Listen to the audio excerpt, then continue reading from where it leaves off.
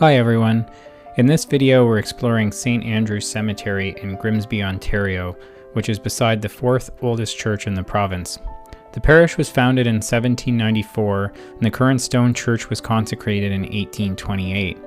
The first services were held in the home of Andrew Pettit Sr., who is buried here.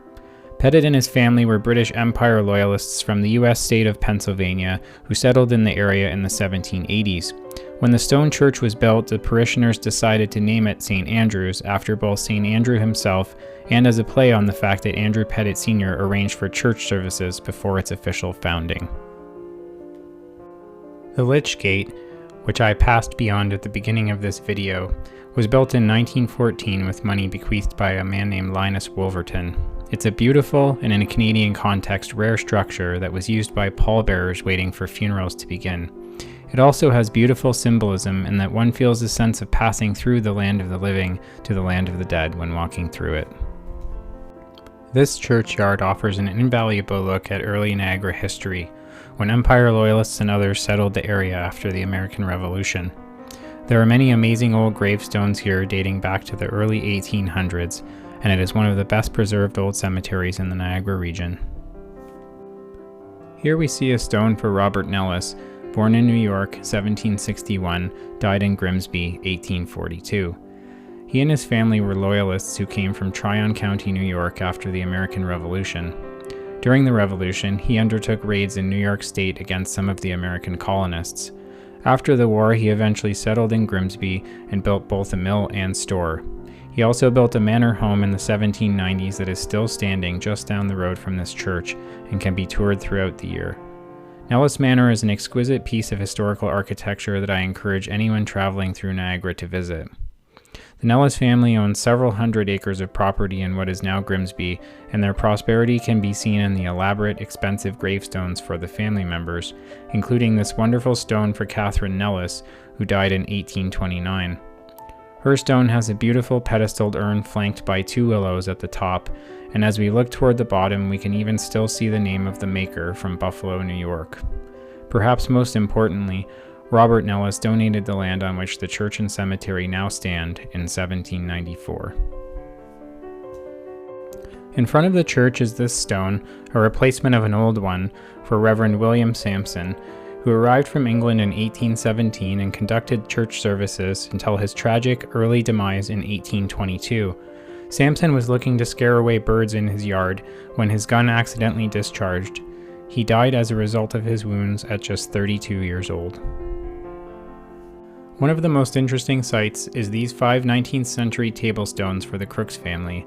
I've never seen a collection of this many together in one spot at any other cemetery. Here's the inscription for Margaret, the family matriarch. Beneath this stone lieth the remains of Margaret Crooks, relict of William Crooks, late of the Kingdom of Scotland, who was born in Edinburgh the 23rd day of April AD 1753, died at Ancaster in the province of Upper Canada the 2nd day of October 1827, aged 74 years, 5 months, and 9 days.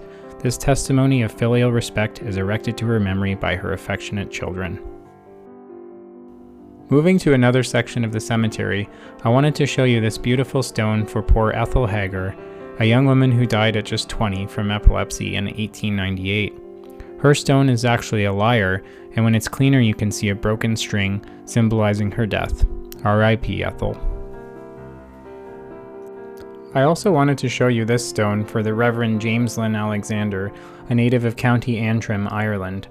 His claim to fame is that his poem, Wonders of the West, or A Day at the Falls of Niagara in 1825, was the first poem published in Upper Canada at York, now Toronto. I'll read just the beginning, and you can find the rest online.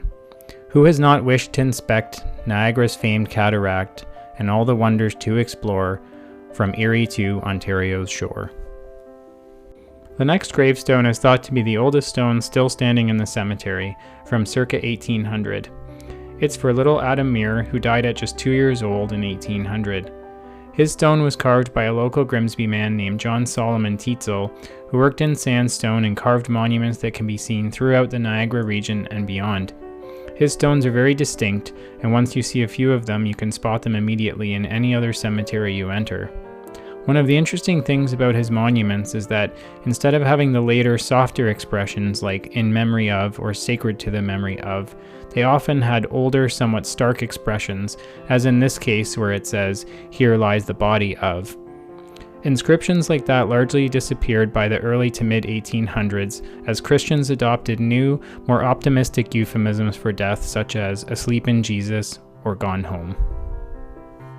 I'm planning to do an entire video on Tetzel stones, but for now here's another example. This sadly toppled stone is for Isaac Walker, a young man who died of disease while serving during the War of 1812 at just 36. You can immediately see the distinct carving of the letters. His epitaph reads, "I sleep in dust, but soon shall rise, dwell with the just, beyond the skies." It's sad to see Walker's stone now toppled and on the ground, but I hope it will be raised again one day. On the other side of the cemetery is this sad stone for Sophia Snyder, who died in 1847. At the top of her stone we can still barely see an angel blowing a horn, an optimistic hope in a coming resurrection. Her epitaph gives us a clue that perhaps she died of disease. Friends nor physicians could not save her mortal body from the grave, nor can the grave confine it here when Christ doth call her to appear. In old cemeteries, we sometimes come across eerie but interesting sights. This 19th century stone for George Walker has over time become a victim to the growth of this enormous tree. This kind of sight really makes one think about how eventually nature wins and everything becomes lost to time. Speaking of trees, a short walk away from George Walker's stone, one could be forgiven for mistaking this gravestone for a tree. Tree stones can be found in many old cemeteries across Ontario. Sometimes they were for members of the woodmen of the world, but in this case, it was likely a nod to nature and the rustic life. All of this talk about death has me wanting to finish this video with a symbol of hope. Contrary to what many people visiting old cemeteries for the first time think, anchors are most often symbols of hope and faith, rather than an indication that the deceased was a sailor. I hope you've enjoyed this short tour of some of the most interesting sights and stones at this old cemetery. If you're ever traveling through Niagara, it's just a short stop off the highway. Please give this video a thumbs up and subscribe to the channel. Thanks for watching, and be sure to get out there and explore your local old cemetery.